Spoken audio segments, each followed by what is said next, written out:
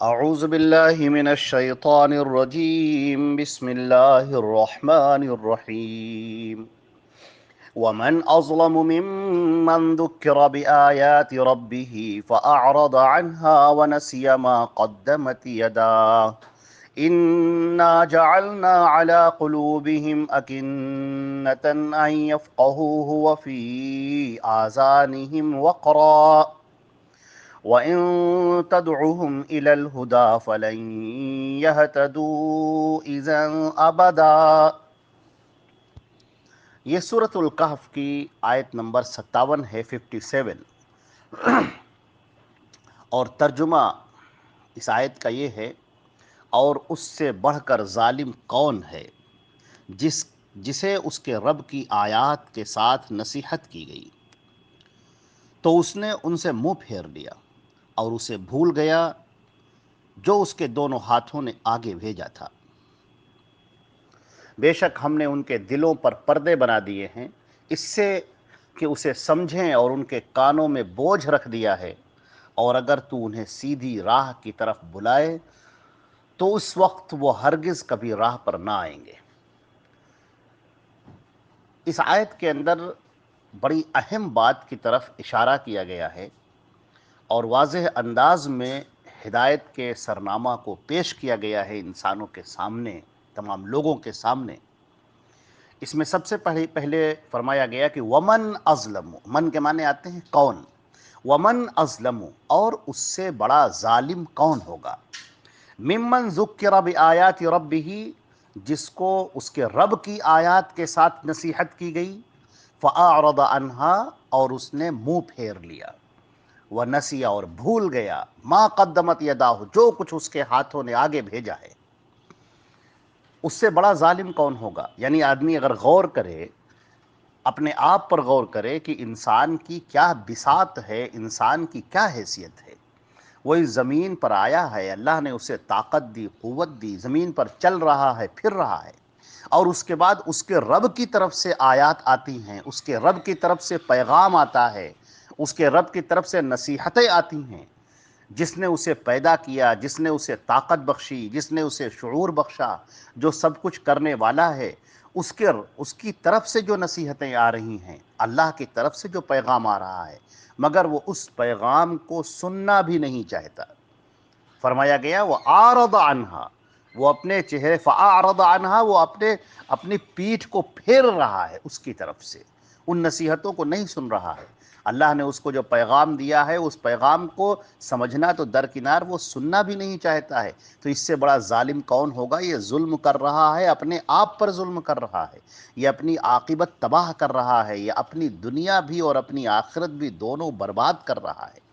اس نے اپنے وجود کے مقصد کو یہ کھو دیا۔ اس دنیا میں جو یہ پیدا ہوا ہے، جو اللہ نے اس کو عقل و شعور دیا ہے، اس نے اس مقصد کو گنوا دیا اور کھو دیا۔ اللہ کی طرف سے جو نصیحت آئی ہے، اس پر اسے کان دھرنا چاہیے تھا۔ اللہ نے جو شعور اور دماغ عطا کیا ہے، اس دماغ کے ذریعے سے ان آیتوں کو سوچنا چاہیے تھا، اس پر غور و فکر کرنا چاہیے تھا، اس پر تدبر کرنا چاہیے تھا، تب وہ ہدایت کی راہ کو پا لیتا۔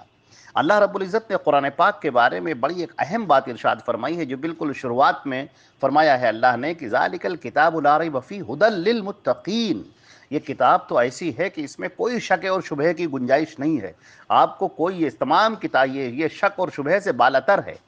تم اس کتاب کو سمجھو، لیکن یہ بات یاد رکھو کہ یہ کتاب جو ہدایت کی کتاب ہے، جو نجات کی کتاب ہے، جو سچائی کی کتاب ہے، یہ ان لوگوں کے لیے ہے جو ہدایت کو پانا چاہتے ہیں، جو متقین ہیں، جو ڈرنے والے ہیں، جن کو خوف لگتا ہے، جن کو اللہ کی بارگاہ میں سامنے آنے سے ان کو خوف لگتا ہے، جو ڈرتے ہیں، یعنی جو ہدایت کو پانا چاہتے ہیں، جو سچی راہ کو پانا چاہتے ہیں، جو نجات والے راستے کو پانا چاہتے ہیں، جو یہ جاننا چاہتے ہیں کہ ہم کون ہیں اور ہمارا انجام کیا ہوگا، اور یہ دنیا کس نے بنائی ہے، اور اس دنیا کا انتظام کیسے ہو رہا ہے، اور مرنے کے بعد انسان کہاں جاتا ہے، جس کے ذہن کے اندر یہ سوالات ہوتے ہیں، اور اس کے بعد وہ اس کی تلاش کرتا ہے، جستجو کرتا ہے، تو یہ کتاب اس کے ہر سوال کا جواب ہے۔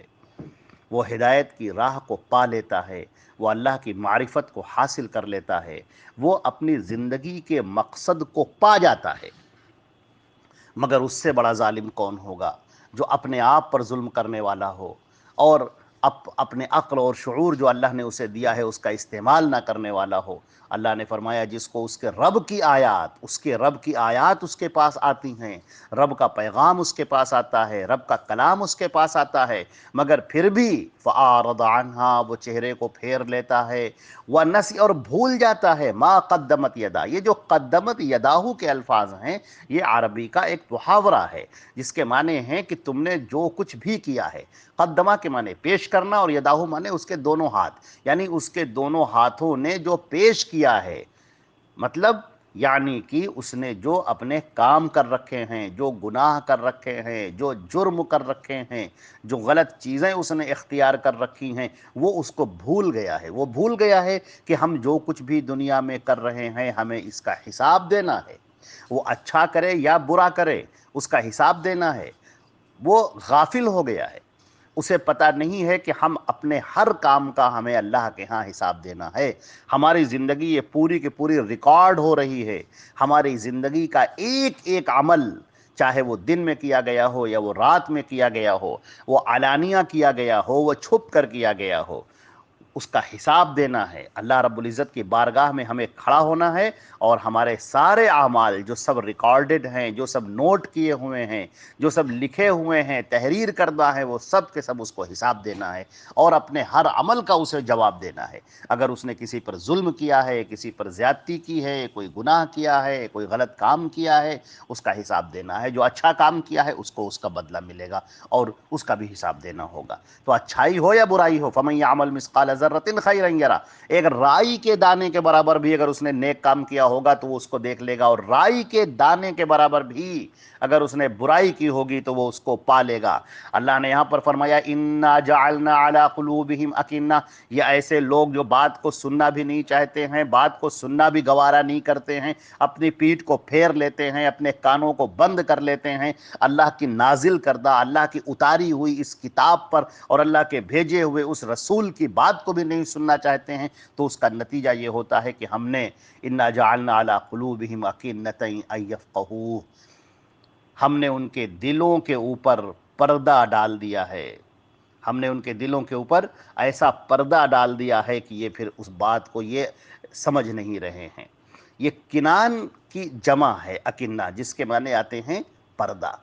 تو ہم نے ان کے کانوں، ان کے دلوں کے اوپر یہ ایک پردہ پڑ گیا ہے، اب وہ سننا بھی نہیں چاہتے، اب وہ نہیں سمجھیں گے بات کو، اس لیے کہ آدمی بات کو سمجھتا ہے اس وقت جب کہ وہ سنتا ہے،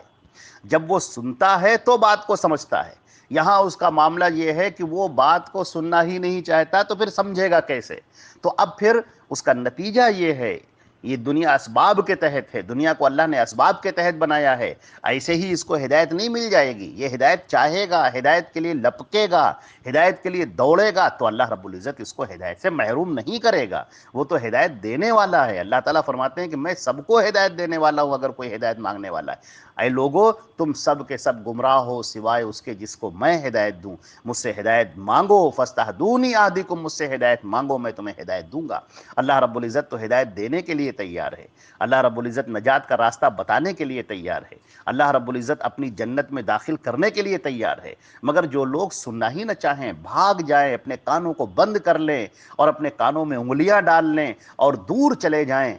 تو پھر ان کو ہدایت کیسے ملے گی؟ ان کے دلوں کے اوپر پردے ڈال دیے گئے ہیں، اب وہ بات کو سمجھ نہیں پا رہے ہیں، بات کو سمجھیں گے نہیں اب وہ، اور ان کے کانوں میں بوجھ ہے، وقر کہتے ہیں بوجھ کو، وفی آذانہم وقرا، ان کے کانوں کے اندر بوجھ ہے۔ بوجھ کا مطلب کیا ہوتا ہے؟ ایسے ان کے کان بند ہو گئے ہیں،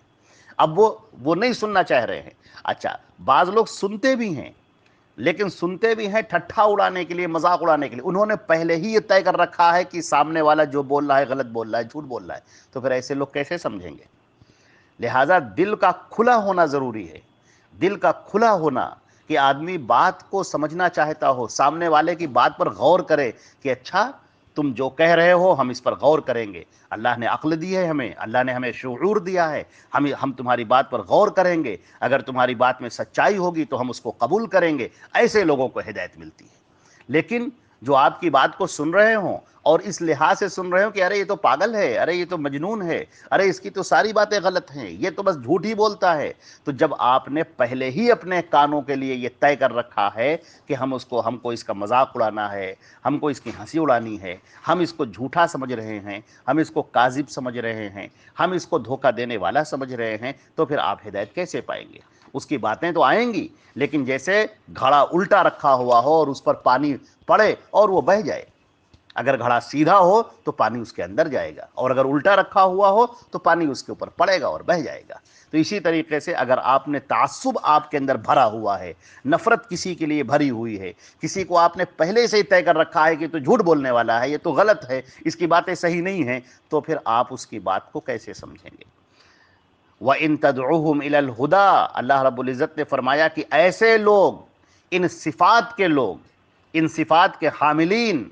اگر ان جیسے لوگوں کو تم ہدایت کی طرف بلاؤ گے تو ان کا معاملہ یہ ہے فَلَن يَهْتَدُوا إِذًا أَبَدًا، یہ کبھی ہدایت کے راستے پر نہیں آئیں گے، اس لیے کہ ان کا معاملہ یہ ہے کہ ان کے دل اور دماغ پر سب پردے پڑ چکے ہیں، ان کے کانوں میں سب مہر لگ چکی ہے، یہ انہوں نے اپنے آپ کو تیار ہی نہیں کیا ہے اس ہدایت کو لینے کے لیے۔ پہلے آدمی اپنے آپ کو تیار کرے ہدایت کے لیے۔ آج بھی دنیا میں بہت سارے لوگ گمراہی کے اندر جی رہے ہیں، غلط باتوں کے اندر جی رہے ہیں، لیکن وہ یہ سمجھتے ہیں کہ ہم سب کچھ ٹھیک کر رہے ہیں۔ اب جب انہوں نے پہلے سے ہی مان لیا کہ ہم سب کچھ ٹھیک کر رہے ہیں اور کسی کی بات کو سننے کے لیے تیار نہیں ہیں، تو انہیں حق کا راستہ کیسے ملے؟